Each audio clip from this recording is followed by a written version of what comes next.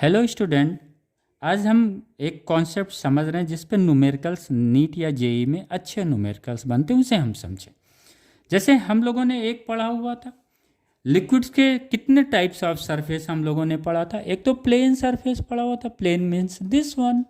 Okay, उस plane surface पे चूंकि अगर ये कोई मॉलिक्यूल्स है तो इस प्लेन सरफेस पे हर एक पॉइंट्स पे जो resultant force of surface tension है ये क्या हो जाता है, इस पॉइंट पे जीरो हो जाता है।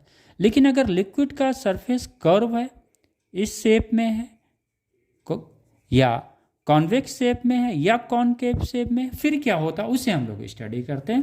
क्योंकि जब भी हम ग्लास कैपिलरी ट्यूब लेंगे तो ग्लास और वाटर को अगर हम लेते हैं, कंबाइंड करते हैं वो पेयर में, तो हमें ये दिखाई पड़ता है अगर हम ये कैपिलरी डालते हैं तो ये वाटर ऊपर की तरफ राइज करता है up to some height.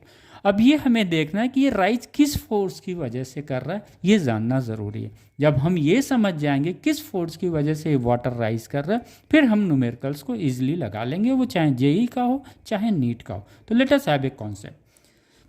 Suppose ये कैपिलरी ट्यूब वाटर में डाला गया, उसका वाटर लेवल राइज किया कैपिलरी में, एच हाइट तक गया, और ये क्या है जिस हम सरफेस की बात करते हैं सरफेस टेंशन में, उस कौन सा सरफेस होता है, फ्री सरफेस होता है। क्योंकि ये सरफेस ही एयर के कांटेक्ट में है यहाँ पे, तो ये सरफेस क्या हुआ, फ्री सरफेस हुआ। और इस सरफेस को अगर हम देखते हैं तो इधर लिक्विड है, ये पेंटेड मान लेते हैं, तो फिर ये क्या होगा, ये कॉनकेव शेप में आ गया, राइट।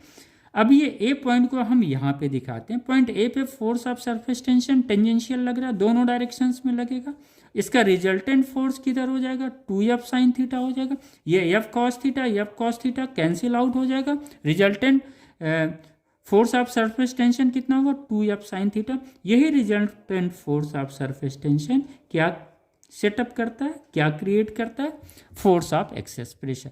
और ये पॉइंट ए पे दोनों इक्वल होते हैं, पॉइंट ए पे दोनों इक्वल होते हैं, डायरेक्शंस अपोजिट होता है। तो इस वजह से जो नेट फोर्स ए पे आएगा वो जीरो हो जाएगा।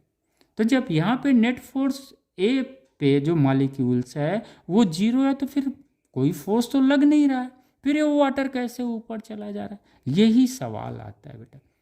अगर यहाँ पे नेट फोर्स जीरो था तो ये वाटर कैसे ऊपर गया।